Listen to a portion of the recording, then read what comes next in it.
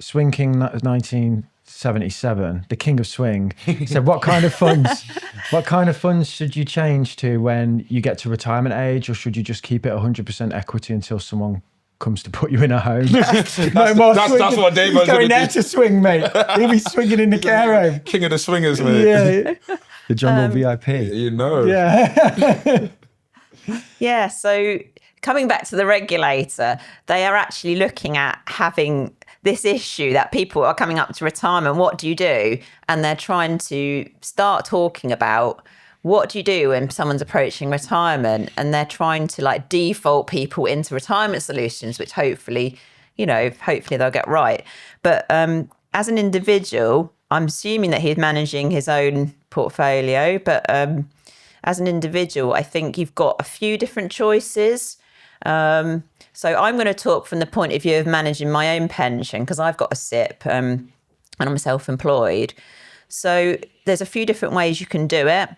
A lot of people will invest in income producing funds. So they'll deliberately invest in a fund that has like dividends, and they'll try and like live off that dividend income. So you like leave the capital invested, you draw down your dividends, and then you live off those. You might have to draw a bit of capital, but that's one way. And obviously dividend producing companies often tend to be your kind of bread and butter, like well-established companies, rather than your sort of big growth companies like your Apples and stuff.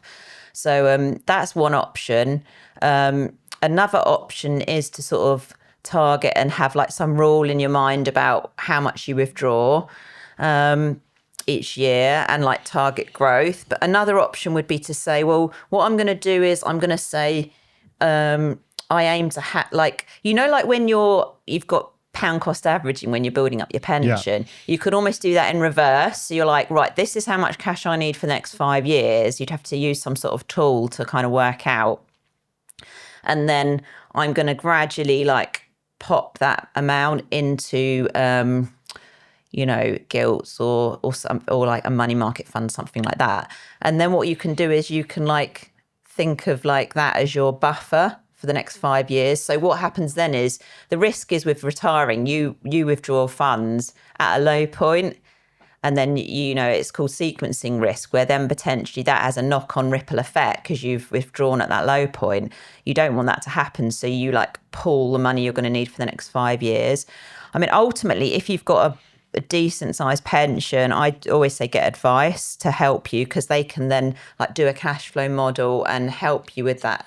What is essentially, you're almost having to be your own actuary. It's quite complicated, that whole process of working out what you can afford to withdraw and how to invest. There's also like various tools coming on the market, and I think that's going to get more and more to like help you plan your retirement. And I think those more and more will be integrated into products that are kind of shaped around people's retirement needs. Another option, sorry, I'm swamping in with options, We love it. is to, what you can do is like, so a lot of people don't want to buy an annuity because they're like, right, get to 65, buy an annuity.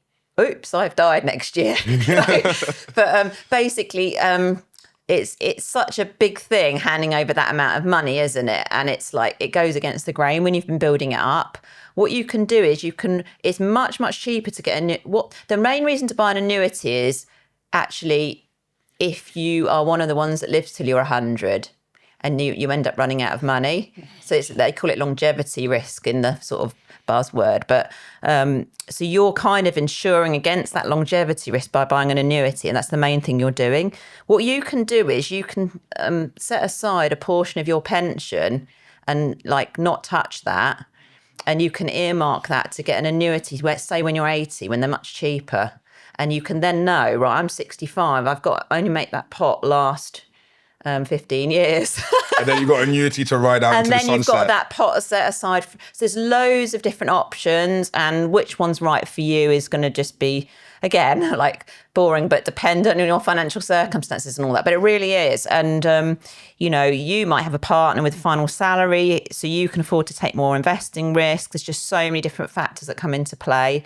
And, and I think as it gets nearer, assuming this person's like not quite there yet, there's going to be more and more tools to help people, which is really positive. That was a clip from our chat with Alice Guy. It's all about pensions. To watch a full episode, click right here.